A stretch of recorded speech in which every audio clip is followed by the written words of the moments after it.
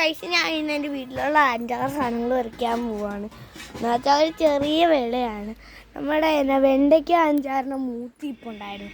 നമുക്ക് അപ്പം ആദ്യം തന്നെ വെണ്ടയ്ക്ക പറിക്കാമെന്നാണ് ഞാൻ വിചാരിക്കുന്നത്. ഒരു 6-7 എണ്ണം, കഴിഞ്ഞ വർഷം 6 എണ്ണമാണ് കിട്ടിയത്. ഈ വർഷം എത്ര എണ്ണം കിട്ടുമെന്നൊന്നും ഒരു ഐഡിയ ഇല്ല. എന്തായാലും ഞാൻ വെണ്ടയ്ക്ക പറിക്കാൻ പോകാം കേട്ടോ. ഇതാണ് നമ്മുടെ വെണ്ടയ്ക്കയുടെ ചെടി. ഈ പാകമാകുന്ന വെണ്ടയ്ക്കയല്ല നമ്മൾ പറിച്ചു തുടങ്ങണേ. മനസ്സിലാവേ, ഈ ഒരു പാവമാണ് അവിടെയൊക്കെ നിൽപ്പുണ്ട്. അപ്പം ഞാൻ പറിക്കാം. എൻ്റെ ഈ ഫോണും പിടിച്ച് പറിക്കാൻ എനിക്ക് ബുദ്ധിമുട്ടുള്ളതുകൊണ്ട് ഞാൻ പറിച്ചിട്ട് കാണിക്കാവേ.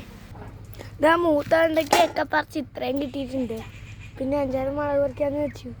മുളക് ചെടിയിൽ കുറച്ച് മുളക് ഉള്ളത് മുളകിയ പറിക്കുന്നില്ല. പകരം ഇതാ ഇത്രയും ആണ് ഞാനിപ്പോൾ പറിച്ചിരിക്കുന്ന വെണ്ടയ്ക്ക.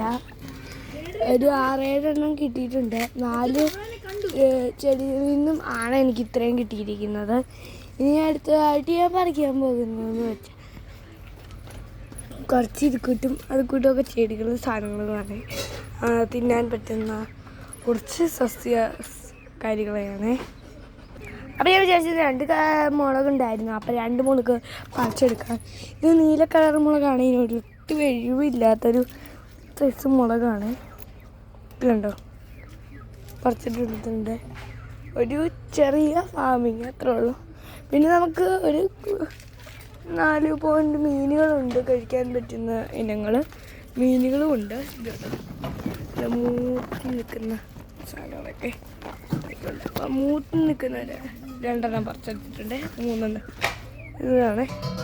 ഇത് അല്ലാതെ മൂക്കുമ്പോൾ അതിൻ്റെ കളർ പോകും. അത് വിട്ടെടുത്തിട്ടുണ്ട്. ഇന്ന് നമ്മൾ പറിക്കാൻ പോകുന്നതെന്ന് വെച്ചാൽ സാധാരണ എല്ലാവർക്കും അറിയുന്ന മുളകാണ്. ഇതിപ്പം ഒരാഴ്ചത്തോളമായിട്ട് പിന്നെ കിളിച്ചില്ല.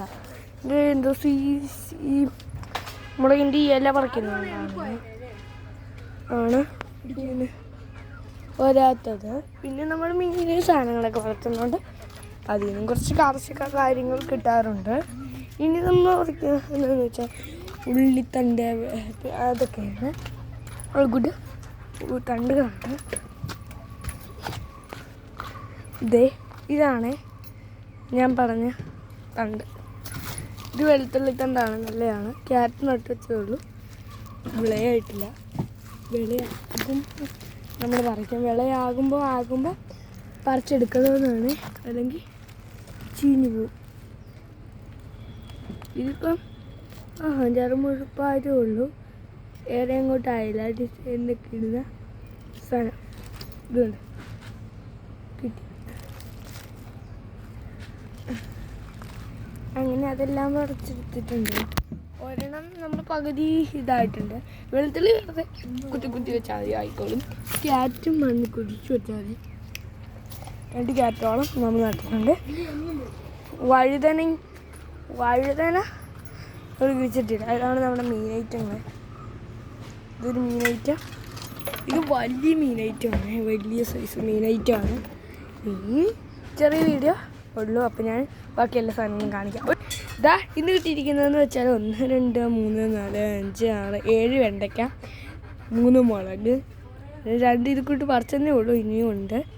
പിന്നെ ഉള്ളിത്തണ്ടാണ്. നമുക്ക് ഇത്രയുമാണ് നമ്മുടെ ഇന്നത്തെ ഒരു തോട്ടത്തിൽ നിന്നും കിട്ടിയിരിക്കുന്നത്. എല്ലാവരും ഇതുപോലെ ചെടികളൊക്കെ വീട്ടിൽ നിന്ന് തന്നെ പറിക്കുമ്പോൾ നല്ലൊരു സുഖമാണ്. അപ്പോൾ എല്ലാവരും ലൈക്ക് ചെയ്ത് സപ്പോർട്ട് ചെയ്യുക.